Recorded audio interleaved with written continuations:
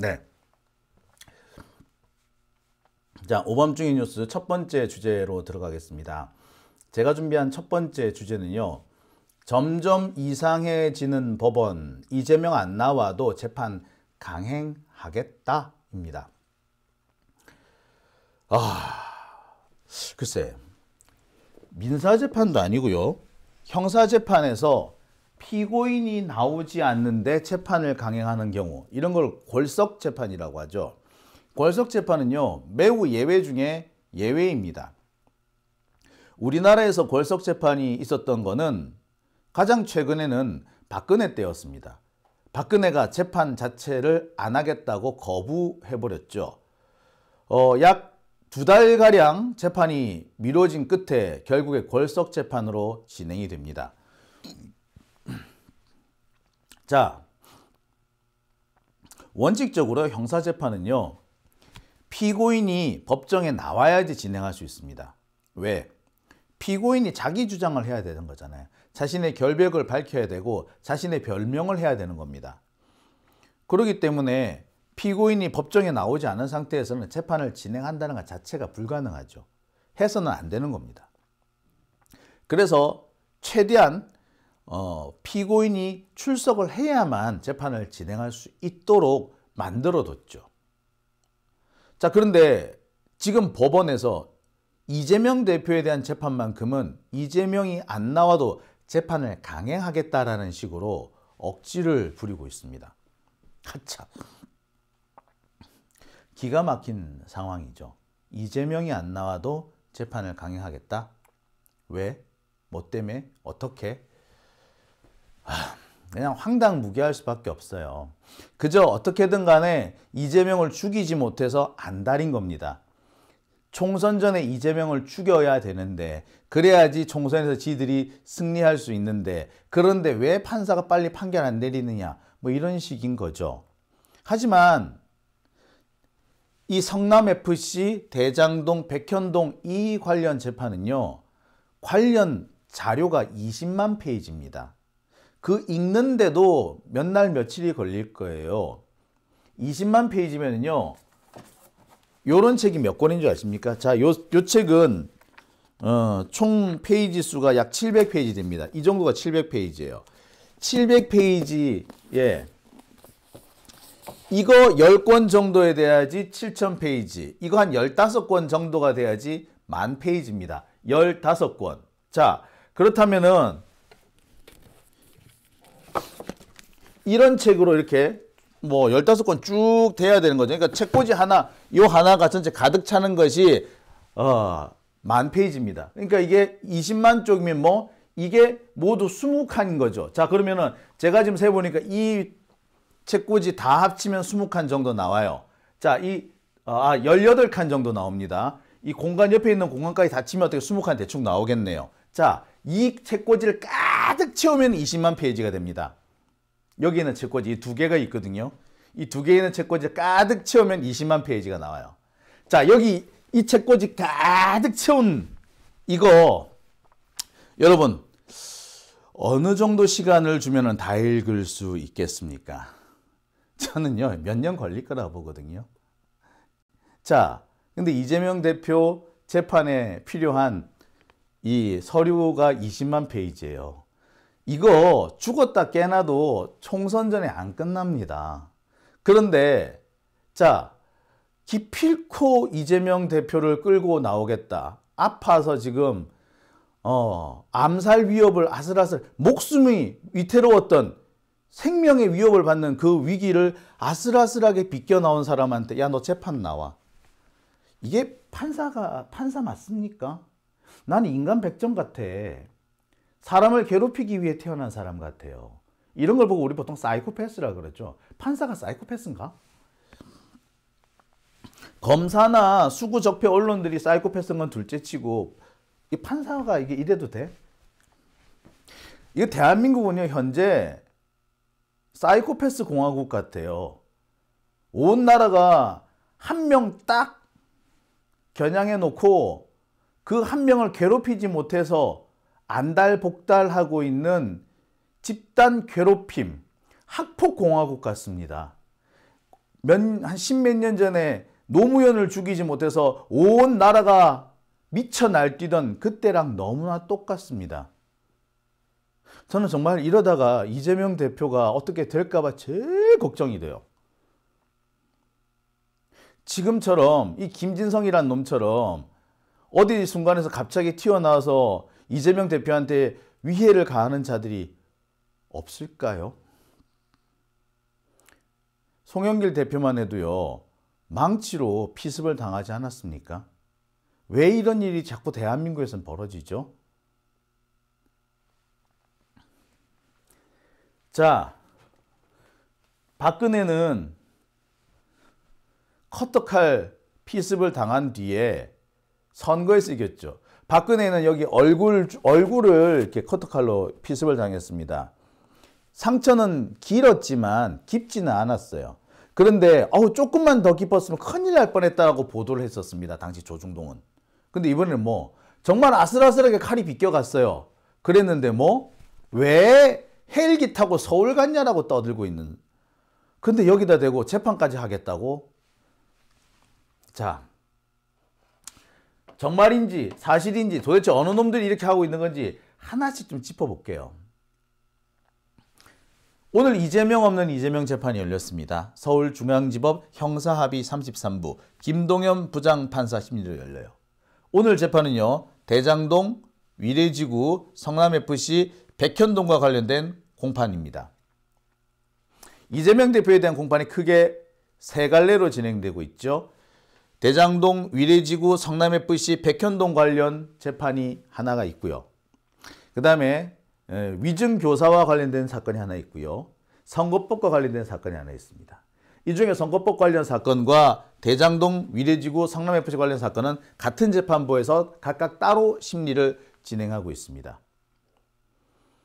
자, 그리고 위증교사 부분은 또 별도로 재판이 또 진행이 되고 있죠. 오늘 열린 거는 그 중에서 대장동, 위례지구, 성남FC, 백현동과 관련된 공판 준비 기일이 열린 겁니다.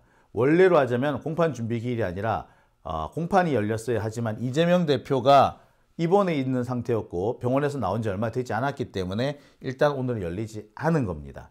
대신에 공판 준비 기일을 했죠. 사실 공판 준비 기일을 할 필요가 없어요. 오늘 재판 안 여는 게 맞았어. 근데 굳이 바득바득 공판 준비 기일을 엽니다. 왜? 사실 오늘 공판 기일을 바득바득 열겠다는 얘기는 뭐냐면 앞으로 상당 기간 공판을 열지 않겠다. 적어도 다음번 재판은 내가 못 열겠다. 라는 식으로 진행하려고 했던 거예요. 그런데 갑자기 그냥 공판하겠대. 강행하겠대. 참. 그러려면 공판 준비 기일을 왜 열었는지 모르겠습니다. 그러면서 판사가 하는 얘기가 뭐냐? 피고인 사정에 맞춰서 연기를 못한다. 따라서 증인신문 유동규부터 시작하겠다라고 합니다. 자, 유동규 사실 이놈이 사실 나쁜 놈이죠. 교통사고 당했다고 지금 몇 주 동안 안 나왔습니다. 원래대로 하자면 지난 12월에 재판이 진행됐어야 해요. 근데 갑자기 유동규가 지가 교통사고 났다면서 안 나온 거 아니야. 그래서 지금까지 연기가 됐어요. 근데 이 유동규 야비한 놈이 이재명 대표가 피습을 당한 후에 갑자기 또 지는 이번에 또 나오겠대. 아파서 못 나온다는 놈이 갑자기 컨디션이 좋아졌나? 이재명이 죽을 고비에 처하니까 어우 좋아졌어? 야, 그놈 유동규 건강은 고무줄이라서 참 좋겠다. 자, 그래서 유동규 증인신문부터 시작합니다. 진짜 열받네. 자. 그런데 이게 참 말도 안 되는 것이요. 유동규의 증인신문인데 이게 변호인 반대 신문을 할 차례입니다. 유동규 증인신문이요. 검찰 측 주신문이 있었고요. 그 검찰 측 주신문이 끝나고 난 다음에 변호인 반대 신문이 시작될 시기였습니다. 변호인 반대 신문을 하려고 그러는데 갑자기 유동규가 교통사고 났다면서 안 나온 거야. 매번 이랬어요. 유동규는요. 지난번에도 변호인 측 반대 신문에 들어가려고 하면 갑자기 안 나오고 아프다 그러고 막 그랬어요. 네. 그런데 변호인 반대 신문이라는 건 뭡니까? 피고인이 자신의 결백을 주장하는 시간이잖아요. 사실 제일 중요한 시간이 피고인이 자기 주장을 하는 시간이잖아. 변호인이 있겠지만 피고인이 같이 있어 자기 주장을 해야 정상 아니에요? 그죠? 바로 그 시기인데 변호인과 피고인의 시간인데 이 시간대에 이재명이 못 나오는데 굳이 이걸 강행하겠대.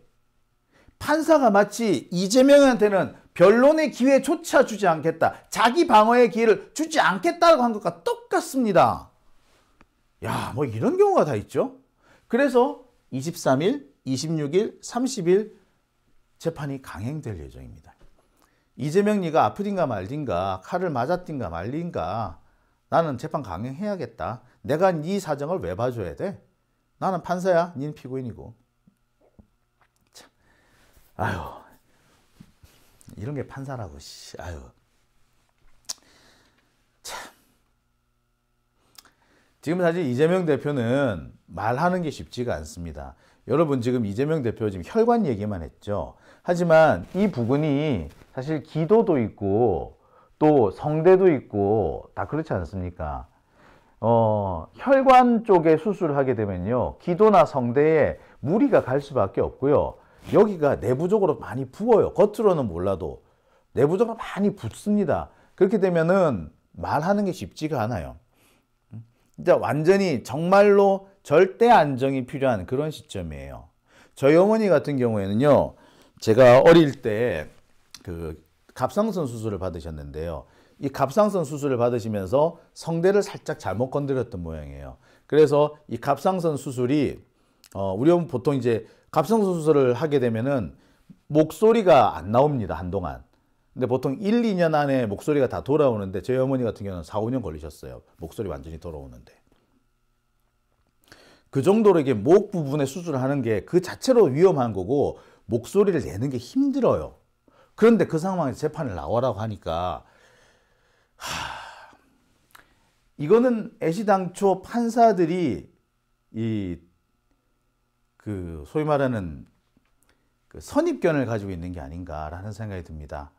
초기에 이 사건 초기에 언론들이 1cm 열상, 뭐 출혈 별로 없음, 뭐 이딴 소리로 보도를 막 했지 않습니까? 그거를 가지고 지금 이렇게 몰고 가고 있는 거죠. 상처가 그렇게 깊지도 않은데 왜 재판을 연기하느냐 이런 식인 거죠. 그러니까 이 수구 적폐들은요 그랬던 겁니다. 이재명이 바로 그 자리에서 칼에 찔려서 죽지 않는다면은 이재명이 그 칼에 찔린 후유증 때문에 재판받다가 죽게끔 하겠다는 그런 작전을 세웠는지도 모르겠어요. 사실 이재명 대표 정말 치명적인 상태를 아슬아슬하게 비껴간 거 아닙니까? 그리고요, 사실 서울대 병원도 좀 나빠요. 일주일 만에 그렇게 심각한 수술을 했는데 일주일 만에 환자를 내쫓는 경우가 어디 있습니까? 예? 서울대 병원 지금 윤석열 눈치 보는 거죠? 예? 자, 지금 현재 수구 적폐들과 수구 언론들이 벌이고 있는 짓이 이겁니다. 이재명이 치료조차 제대로 받지 못하게 하고 있는 겁니다. 치료조차. 서울대병원은 도대체 이게 말이나 됩니까 도대체? 자, 지금 상황이 이런 상황입니다. 여러분 이거 진짜 열받네. 자, 이런 상황에서 판사들조차 이재명은 현재 엄살 부리고 있다라고 단정을 짓고 이런 일들을 벌이고 있는 거죠. 그러니까 이 사건 초기에 재판 지연 어쩌고 저쩌고 언론 플레이를 했던 이 수구 적폐들의 이런 작전이 적중을 한 거라밖에 볼 수가 없습니다. 그리고 이런 작전이 적중할 수밖에 없었던 이유는요. 사법부의 수뇌부, 지금 현재 조희대 대법원장 같은 그런 자들의 의중이 그대로 반영됐다고밖에 볼 수가 없는 겁니다. 제가 그래서 이런 점들 때문에 조희대를 대법원장에 앉히면 안 된다. 절대로 받아들여서는 안 된다. 라고 얘기를 한 겁니다. 조희대가 말은 번지르르하게 할 줄 모르지만 머릿속에 들어앉은 게 완전히 일베들보다 더 일베스러운 자예요. 어떻게 보자면 일베드에 저렇게 설칠 수 있는 배경과 그 근거를 제시해 주는 사람이 조이대 같은 자들이란 말이에요. 근데 그런 자를 턱하니 대법원장에 앉혀두면은 그거 어쩌자는 겁니까? 자, 지금 민주당 법사위원으로 계신 분들 반성하셔야 돼요.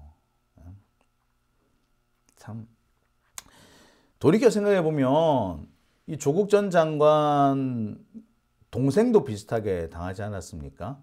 그렇죠? 뇌 수술을 했는데 엄살 부린다고 병원 쳐들어가서 쌩 난리 쳤던 거 기억하시죠? 조국 전 장관의 부인 정경심 교수님 같은 경우에 지금 걷지를 못하는 그런 상황인데 예, 엄살 부린다는 식으로 하지 않았던가요? 참 박근혜는 예, 박근혜는 뭐 50견인 그리고 뭐 누구? 이명박 박근혜 이명박 걔네들은 잘도 풀어주더니 참 법원도 그렇고 검찰도 그렇고 우리 수구적폐 언론들도 그렇고요. 이재명이 죽어야지 이 공격을 멈출 것 같아요. 조국이 죽고 정경심이 죽어야 된다는 것 같습니다. 그걸 노리는 것 같아요. 사람이 병원 치료를 받는데 그걸 못 받게 한다고요? 천벌을 받을 겁니다, 진짜. 아유. 자, 참 법원이 이상해지고 있습니다. 수구 적폐들이야 그렇다 치더라도 법원까지 이렇게 되는 모습을 보면서 정말 씁쓸하다는 생각이 드네요. 자, 오밤중의 뉴스 첫 번째 주제 여기까지 하고요. 이어서 댓글 한번 보겠습니다.